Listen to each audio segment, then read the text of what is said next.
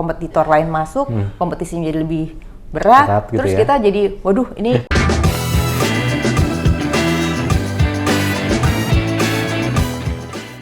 Oke, halo Sobat Prakerja, kembali lagi di Podcast Jadi Bisa, sebuah podcast dari program Kartu Prakerja, program peningkatan kompetensi untuk Angkatan Kerja Indonesia dari pemerintah dalam bentuk bantuan pelatihan.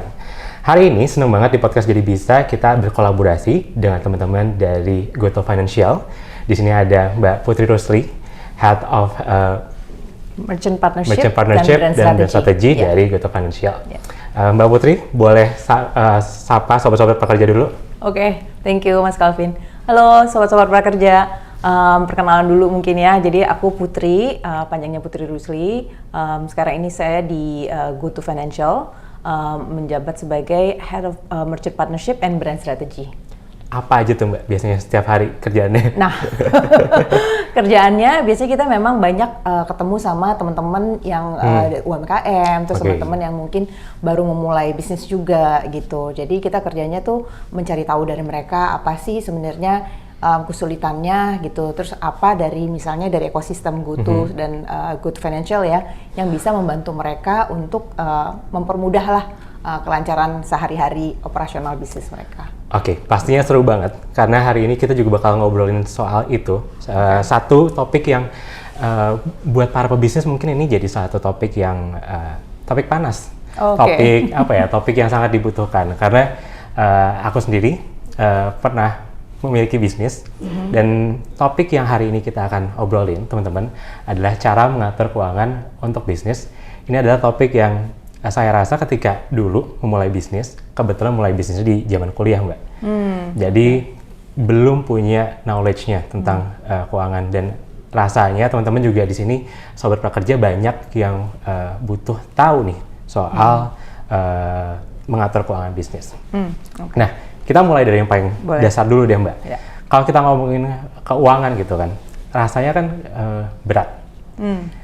Ada banyak perintahan-perintahan yang perlu dipikirin gitu, terlebih buat teman-teman yang baru mulai bisnis dengan background yang mungkin bukan background bisnis atau nggak punya background keuangan gitu.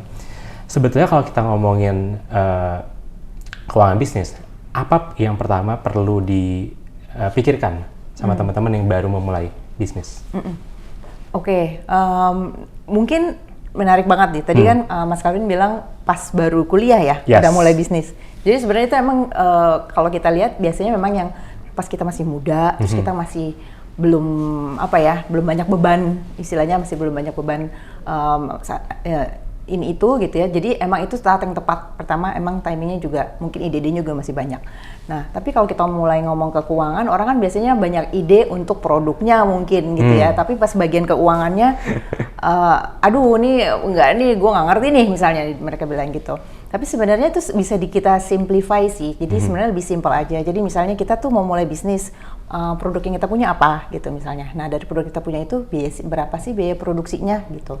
Nah mungkin dari hal-hal yang kecil kayak gitu, biaya produksi kita berapa. Terus berapa yang perkiraan kita nih, kita bisa jual barang kita ini berapa banyak unitnya misalnya. Jadi itu perkiraan income atau revenue kita.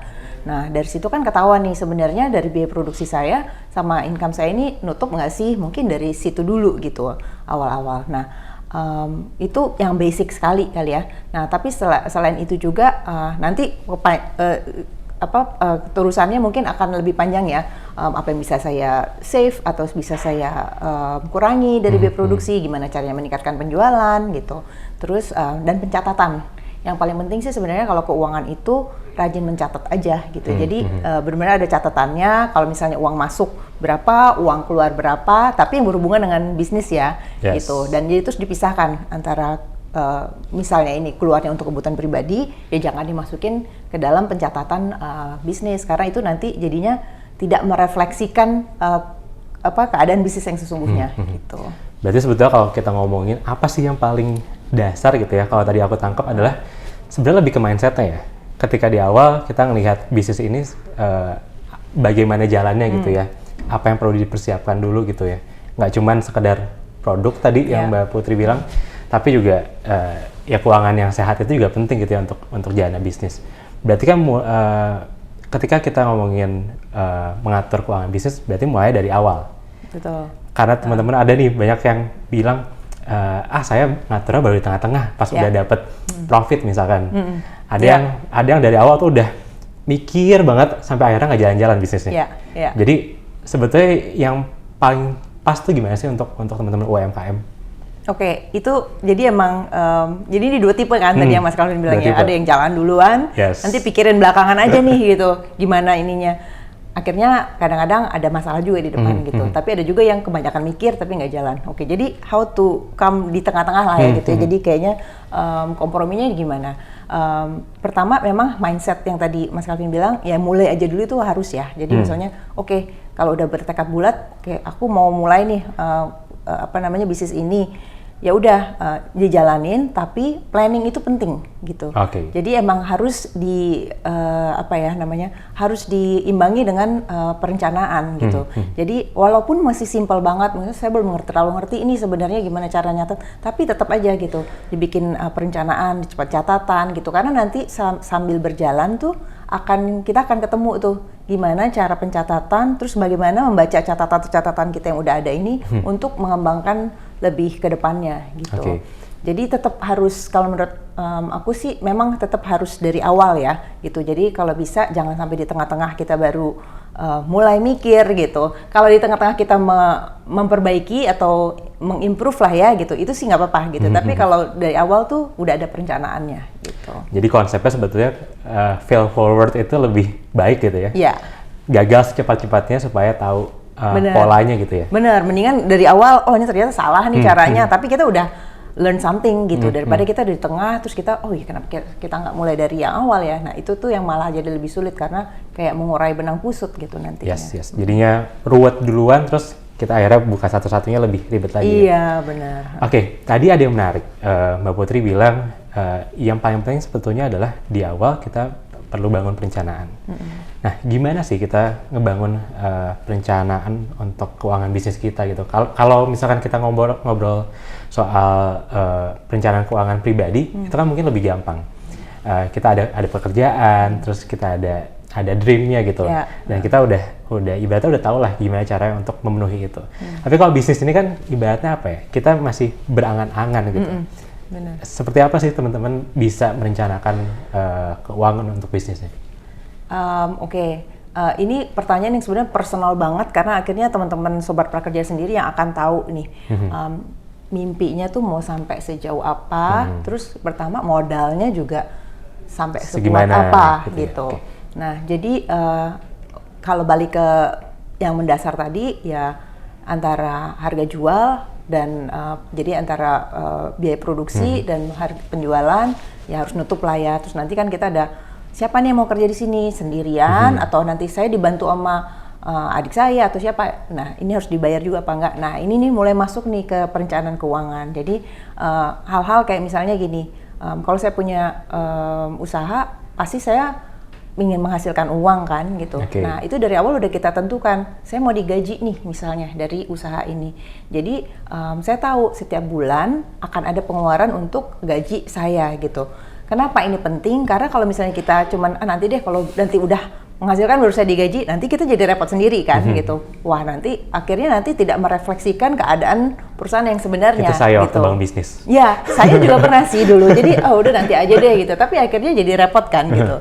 Jadi memang sebisa mungkin kita bikin tuh real gitu loh, Mas Calvin. Jadi yang benar-benar kayak yang kalau emang ini perusahaan dijalankan oleh profesional, gimana sih cara memplotting pos-pos dari biaya-biaya ini gitu. Ya kan pasti ada gaji gitu.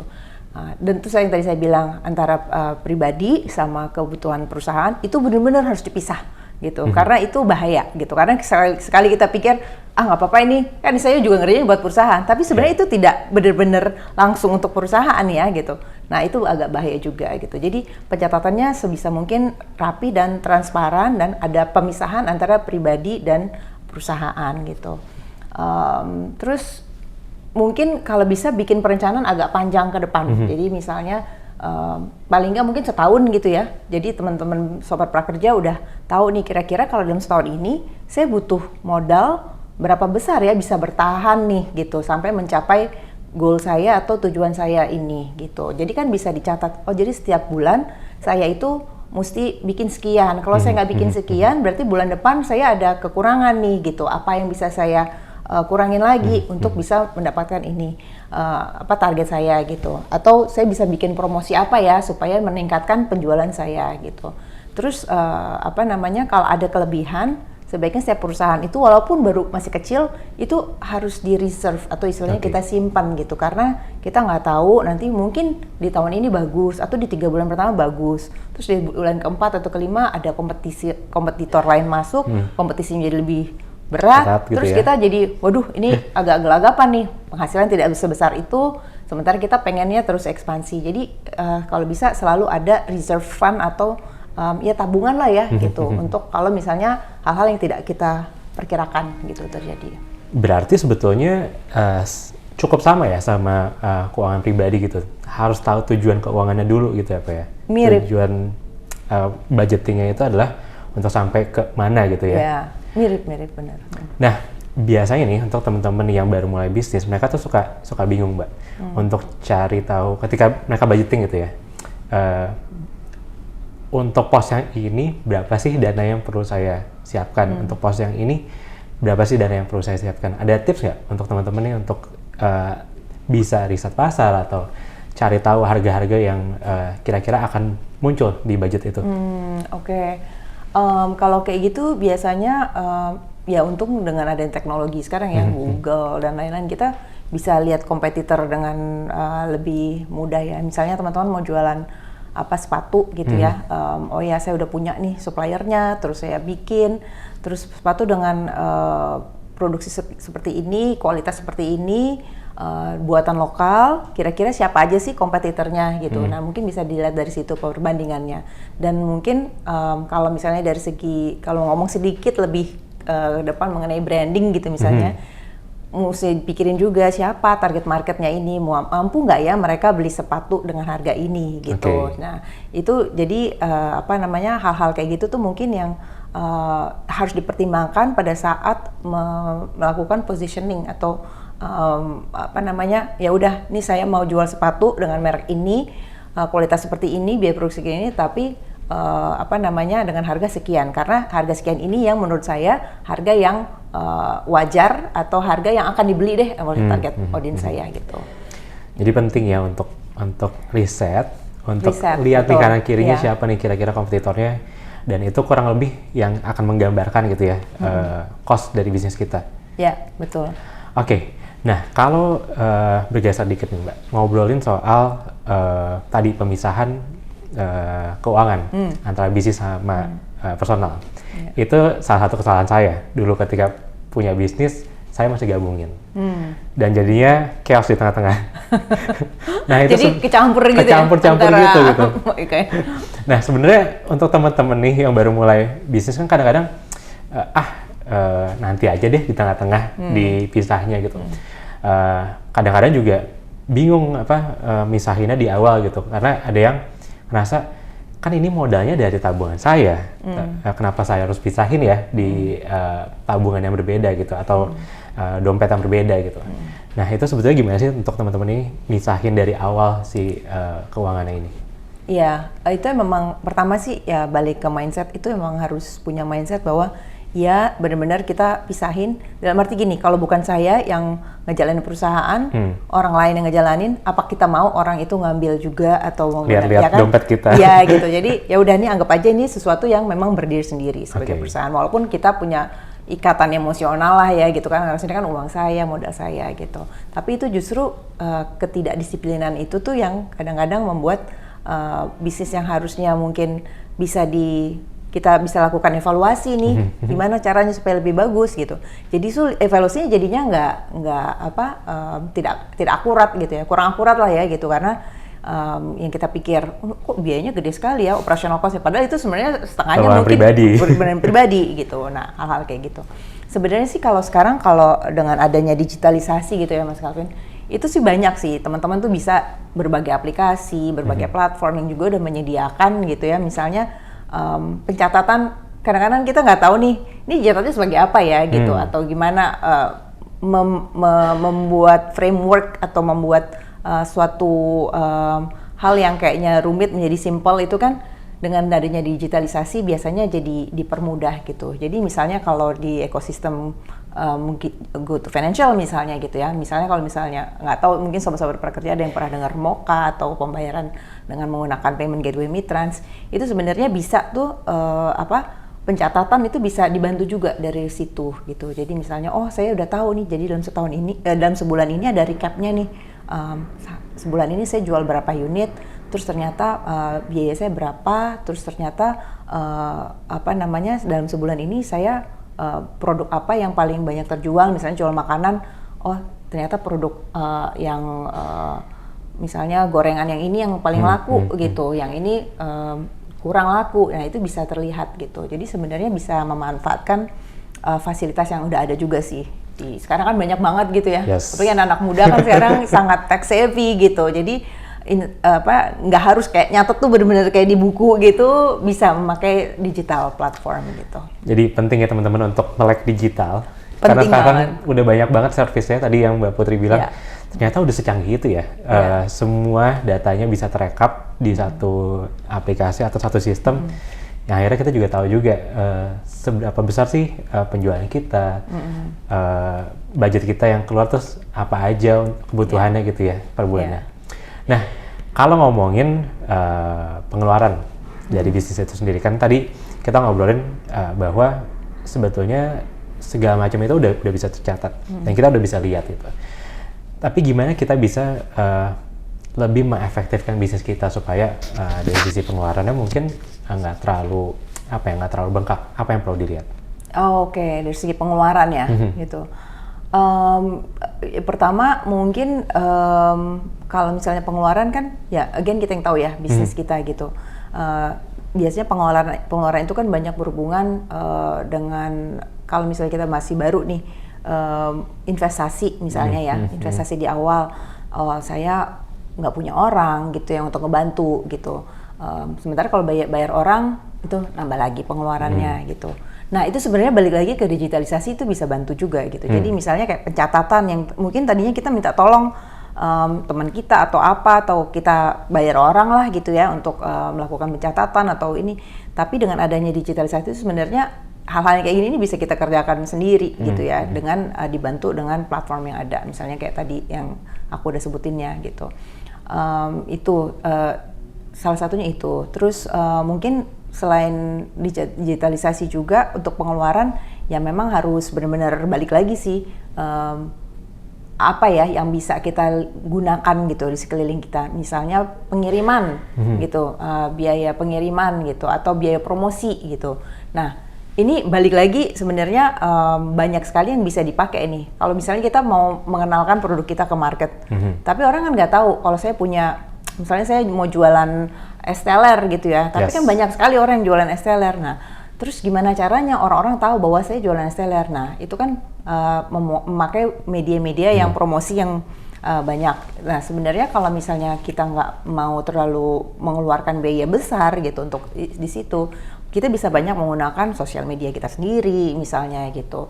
Terus kita juga bisa masuk ke marketplace. Jadi misalnya emang kita berjualan di platform yang memang udah punya banyak pembeli gitu di situ. Jadi kita masuk ke situ dan paling nggak orang kalau cari, ada ada jualan ini loh di sini. Jadi itu sebenarnya hal-hal yang nggak perlu mengeluarkan biaya, bisa meminimalisir lah ya pengeluaran, tapi tetap membantu terjadinya transaksi gitu, sehingga terjadinya penghasilan buat si pemilik usaha. Jadi balik lagi ya, sebetulnya udah sangat dipermudah sama digital. Iya. Semuanya udah bisa terdigitalisasi datanya dan. Iya. Ini kenapa aku ngomong ini karena sebenarnya dari GTF sendiri tuh juga kita juga udah lihat ya sebagai ekosistem tuh kita tuh pengen menjadi partner untuk berkembang lah ya untuk para UMKM gitu. Jadi kita udah lihat sendiri bahwa banyak sekali UMKM yang tadinya mungkin cuman berjualan di warung sendiri atau cuman punya jualan sosial medianya sendiri, merasa terbantukan dan adanya peningkatan penghasilan karena menggunakan sistem memanfaatkan lah ya digitalisasi platform tersebut gitu. Jadi one stop solution ya. One stop solution. One stop solution. Nah, biasanya ada nggak sih Mbak pendampingan nih untuk teman-teman yang kira-kira mereka masih buta nih soal keuangannya ketika mungkin salah satunya contohnya memakai service dari GTF. Ada nggak sih pendampingan untuk teman-teman ini? Ada ya? Ada. Jadi kalau ya again karena kita memang tujuannya memang benar-benar untuk empowering UMKM gitu ya. Jadi kayaknya tiap hari yang diulik tuh urusan UMKM, kira-kira kebutuhannya apa yang bisa kita bantu untuk meningkatkan skalabilitas usaha gitu ya. Nah, jadi kita juga punya komunitas-komunitas. Jadi kalau kita punya tuh komunitas retail GoTo Financial ya, kita sebut kontak gitu. Sebenarnya itu belum terlalu lama, kayak baru setahun gitu, tapi udah cukup banyak membernya gitu saat ini. Dan di situ juga ada pelatihan-pelatihan, jadi ada mentor juga gitu. Jadi lewat WhatsApp group juga. Jadi kan kadang-kadang setelah melewati pelatihan tuh para pengusaha ini terus masih apa nih juga ya? Gitu kan, pengen nanya sama orang tapi nanya ke siapa gitu. Nah dari komunitas itu biasanya paling enak kan, oh si A jualan ini, saya pengen tanya gitu.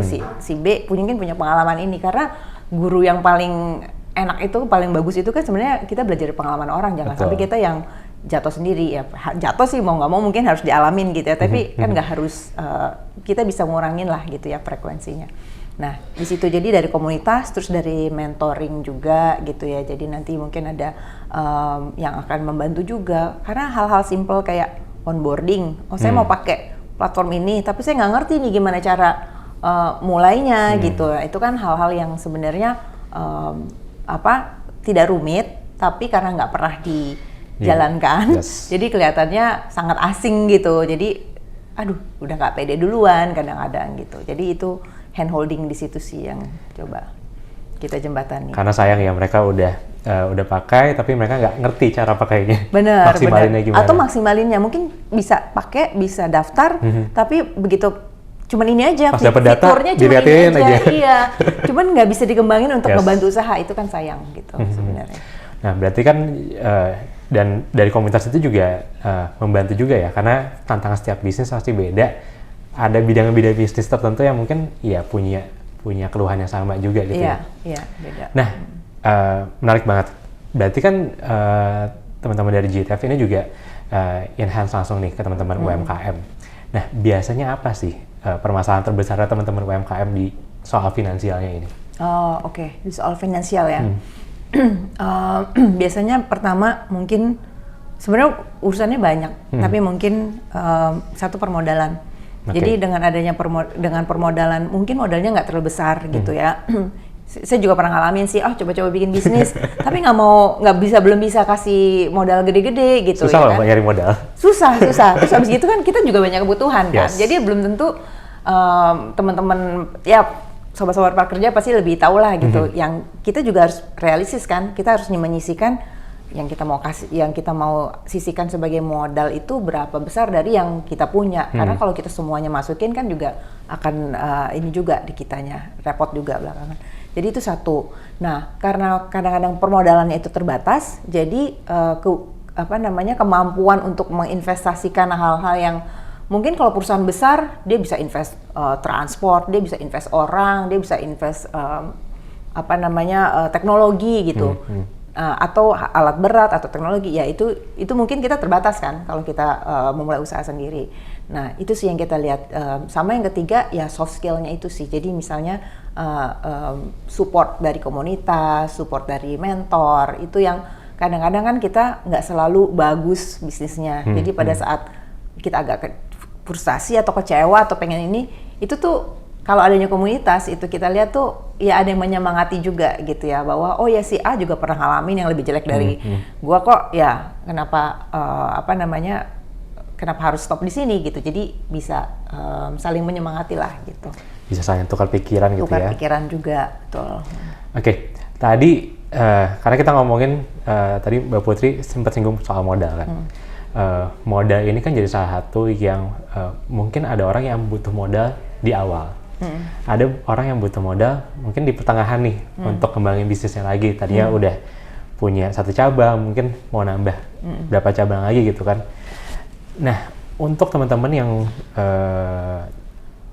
butuh modal baru nih, sebetulnya kan kalau dari pengalaman aku pribadi, laporan keuangan tuh jadi penting. Betul. Laporan keuangan tuh jadi penting ya, tentunya yang akuntabel gitu. Nah, seberapa penting sih teman-teman ini bikin laporan keuangan yang bagus gitu, dan baiknya itu apakah dilakukan bulanan atau sebetulnya bisa mungkin triwulan atau per semester gitu. Jadi emang balik lagi soal pencatatan itu kenapa penting di awal? Kenapa penting?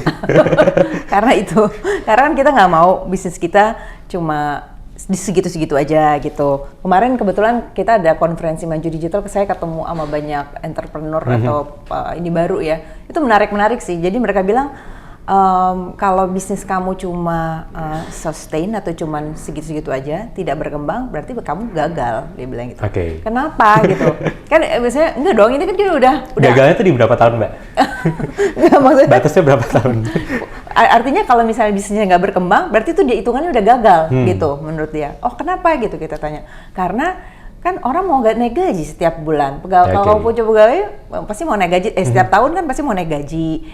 Jadi kalau cuma segitu aja nggak ada peningkatan, berarti sebenarnya itu bisnis nggak bisa dibilang berhasil gitu. Itu sebenarnya bisnisnya udah bisa dibilang ya gagal. Masa mau sembuh gitu terus. Nah, jadi kenapa akhirnya masuk ke permodalan yang tadi Mas Calvin bilang? Memang pada saat kita mau mengembangkan bisnis, backbone dari dari suatu perusahaan ingin mengambil pinjaman misalnya, itu semua kan mereka nggak ngerti nih bahwa kita udah nggak tidur atau kita udah terbiri-biri setiap hari untuk ngurusin itu, mereka nggak tahu. Mereka cuma bisa lihat di atas kertas seperti apa sih ininya, bisnis kamu ini seperti apa gitu. Jadi itu kenapa pencatatan ini penting, karena yang dibaca itu at the end of the day itu memang dari angka-angka yang ada gitu. Jadi yang perlu dilihat nanti pada saat kita mau misalnya mau mengajukan permodalan baru gitu, nanti si pemberi modal itu bisa dalam bentuk mungkin kredit usaha rakyat atau misalnya mungkin bank atau mungkin ada temen yang mau kasih atau kalau lebih advance lagi mungkin udah masuk ke mungkin startup atau venture capital gitu. Tapi semuanya sama sih, basicnya adalah mereka lihat apakah perusahaan ini sehat. Sehat dalam arti apakah dia mempunyai roda penjualan dan pengeluaran yang sehat gitu. Kalau misalnya nggak ada profit ya mungkin udah perlu dipertanyakan kenapa kok dia ini. Tapi kalau misalnya ada alasannya kenapa gitu, misalnya untuk pengembangan, nah itu bisa terlihat semua tuh di pencatatan gitu. Jadi dilihat juga istilahnya tuh growth atau perkembangan usaha ini ada potensi nggak gitu untuk berkembang gitu. Jadi biasanya orang mau memberikan modal walaupun mungkin perusahaannya belum menghasilkan atau masih break even lah atau tapi dia bisa lihat ini selalu ada perkembangan nih setiap bulan, tapi mungkin dia mengalami kesulitan untuk mengatur biaya produksinya sehingga selalu sama gitu, mepet gitu. Jadi mungkin yang harus dibantu adalah permodalan untuk mengatur supaya ada kos-kos yang bisa dia ditekan gitu, sehingga bisnisnya bisa berkembang. Jadi bener banget tadi yang Mas Elvin bilang, itu tulang punggungnya sih dari pada saat kita mengajukan permintaan untuk orang lain, bukan uang kita sendiri nih. Bahkan misalnya ke om atau ke tante atau ke orang tua sendiri pun pasti juga, emang kamu yakin bisnisnya bisa jalan gitu. Nah itu ya sebenarnya itu dilihat dari pencatatannya sih. Jadi sebetulnya itu jadi data yang bikin bisnis kita valid. Ini oke loh untuk dimodalin gitu ya. Secara objektif ya. Karena kalau misalnya kita ngomong sebagai pemilik usaha, ya pasti kita yakin. Kalau kita nggak yakin, ngapain kita usaha kan? Tapi orang kan bagaimana meyakinkan orang gitu bahwa yang kita yakinin ini ada basisnya lah gitu. Jadi penting ya untuk teman-teman ini punya laporan keuangan yang tadi sebetulnya merinci nggak cuma sekedar pengeluaran dan masukan, tapi juga bisa dilihat juga prospeknya gitu ya. Iya. Oke. Nah, untuk bikin laporan keuangan itu kan sebetulnya kalau aku pribadi, saya pribadi ketika dulu punya bisnis ngerasa cukup ribet. Karena saat itu masih mahasiswa dan mahasiswanya juga kebetulan hubungan internasional, nggak ada keuangannya gitu kan, cukup cukup clueless lah saat itu. Sebetulnya siapa sih orang yang paling tepat untuk kita ajak nih ke dalam bisnis ketika kita kondisinya adalah buta keuangan seperti itu? Oke. Sebenarnya paling enak kalau punya partner yang punya skill yang berbeda dari kita. Itu sebenarnya penting paling ya? itu penting banget karena sebenarnya saya juga pernah punya pengalaman tuh. Jadi saya juga dulu awalnya nggak terlalu seneng nih ngurusin angka, tapi senengnya mimpi bikin ini, terus nanti kita jualnya begini di sini gitu. Berarti sama nih kita, tim kreatifnya.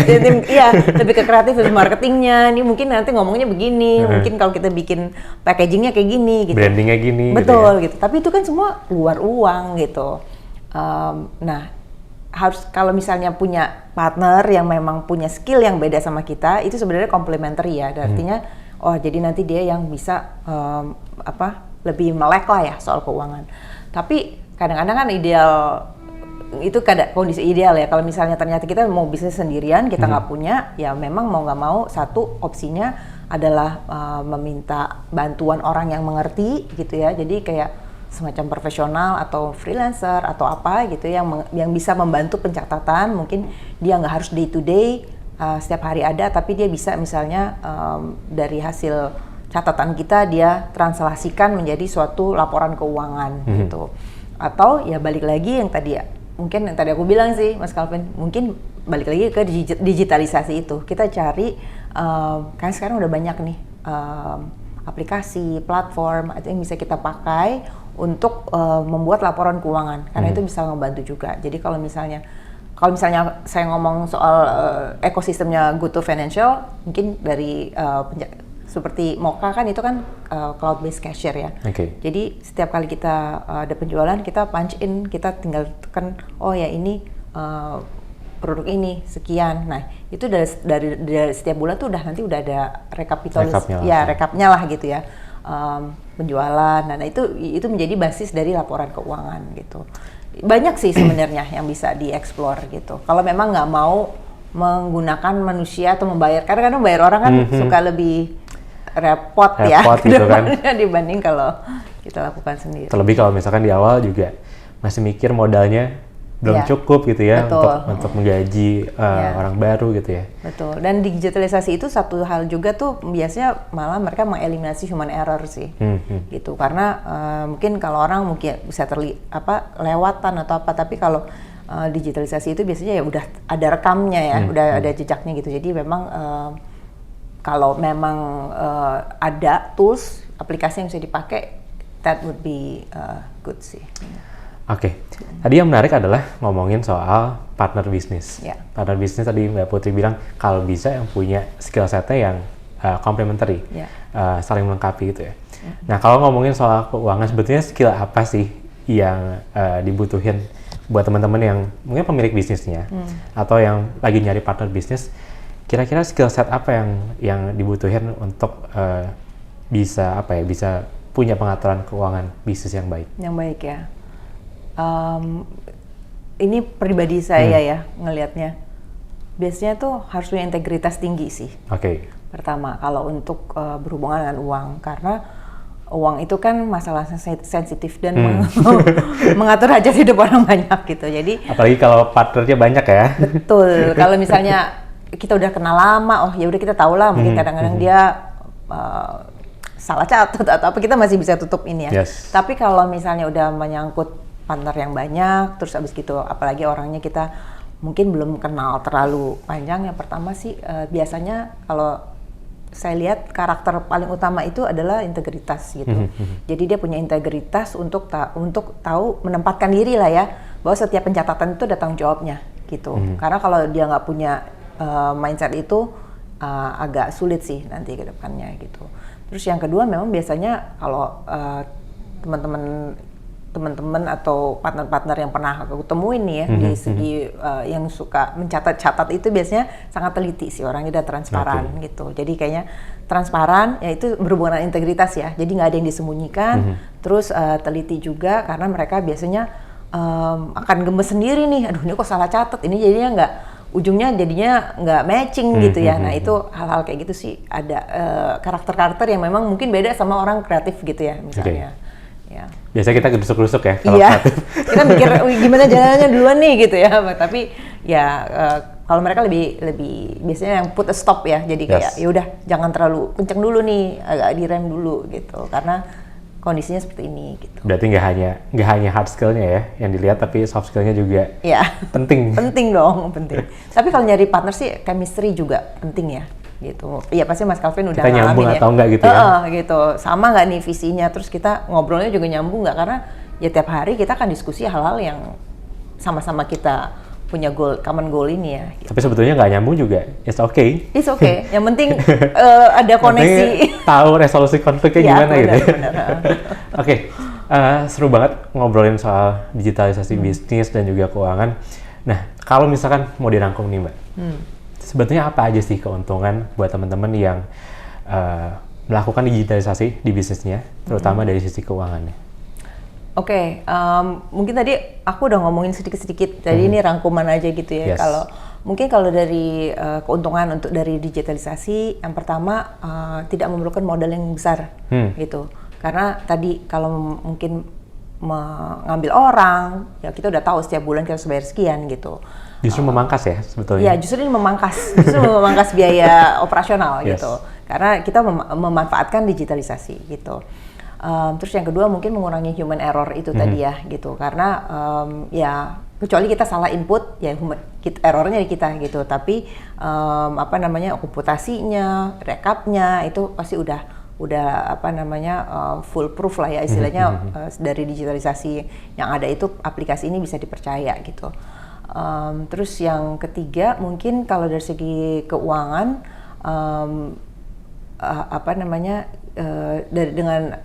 dengan digitalisasi ini juga sebenarnya ini menjadi untuk kedepannya tuh menjadi dasar gitu ya. Jadi mungkin sekarang kita hanya bisa menggunakan aplikasi tertentu gitu.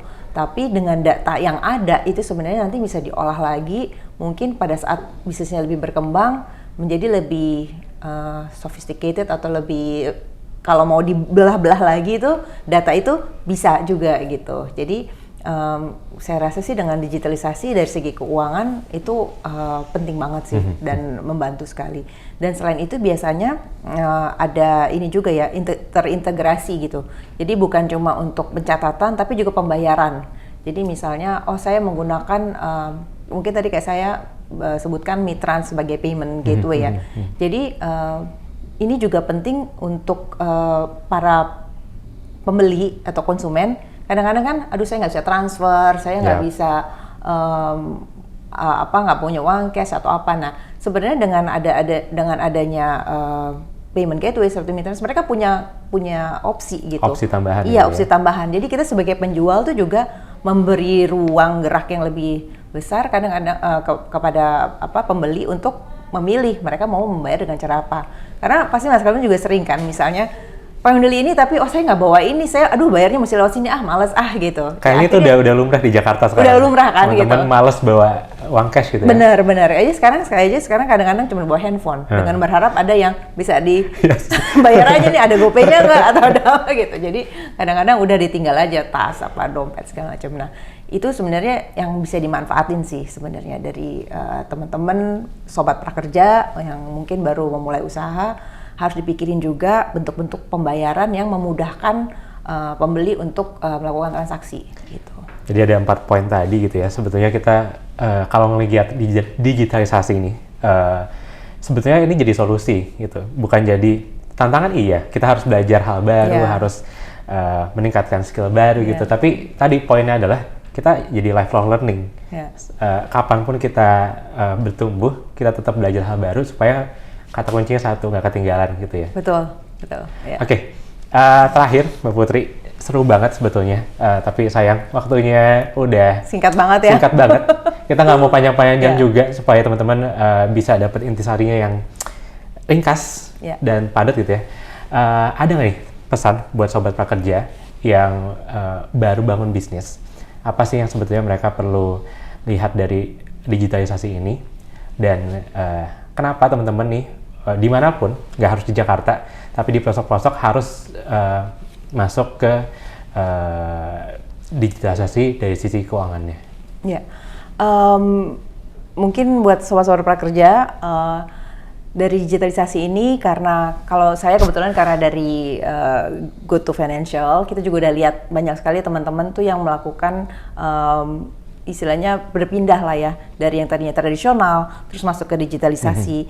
Nah itu ada peningkatan revenue sampai 3-4 kali lipat gitu. Gede ya? Jadi cukup besar gitu. Jadi mungkin harus diperhatikan juga, kok bisa nih teman-teman yang tadinya kayaknya nggak melek digital sama sekali, terus malah usahanya maju gitu. Nah, jadi mungkin pesannya dari saya cuman, pokoknya dimulai aja dulu, jangan khawatir ini nanti ribet atau apa, tapi percaya bahwa kita ini udah hidup di zaman ini, jadi kayaknya digitalisasi ini menjadi sesuatu yang nggak mungkin kita hindarin. Kalau kita hindarin mungkin malah kita yang ketinggalan kereta gitu. Jadi dimanfaatkan apa yang ada di pasar gitu ya, ekosistem yang ada yang bisa membantu menambah nilai lebih dari bisnisnya, dan juga bisa menambah ekspansi bisnisnya juga gitu. Jadi jangan takut untuk mulai mendigitalisasi usaha sobat-sobat prakerja. Jadi jangan ragu kalau misalkan teman-teman di daerah mungkin di daerah saya masih sedikit yang pakai gitu ya. Tapi sebetulnya ini jadi peluang. Betul. Untuk jadi yang pertama. Nggak ada salahnya untuk jadi yang pertama, karena itu jadi jadi poin penting untuk berkembang gitu ya. Iya, ya. Sip, oke, thank you Mbak Putri. Sama-sama. Obrolannya hari ini. Semoga ini aku yakin ini jadi bermanfaat sih buat teman-teman. Karena aku juga banyak belajar. Banyak pertanyaan yang ketika dulu bangun bisnis aku belum tahu, tapi sekarang jadi lebih paham. Tapi belajar sendiri kali itu. Jadi setelah mengalami baru banyak lesson learn-nya ya. Ya, pasti setiap bisnis punya lesson. Yang penting jangan berhenti gitu ya. Nggak boleh berhenti. Penting terus gitu. Lifelong learning. Ya, betul. Sip. Ya. Oke, teman-teman sobat prakerja, kita akan kembali lagi di episode kedua dan juga ketiga dengan teman-teman dari GoTo Financial. Jangan lupa untuk tetap dengerin podcast Jadi Bisa di Spotify atau di YouTube Kartu Prakerja. Saya Calvin dan juga Mbak Putri undur diri untuk di episode kali ini, dan sampai jumpa di episode berikutnya. Bye-bye. Bye-bye.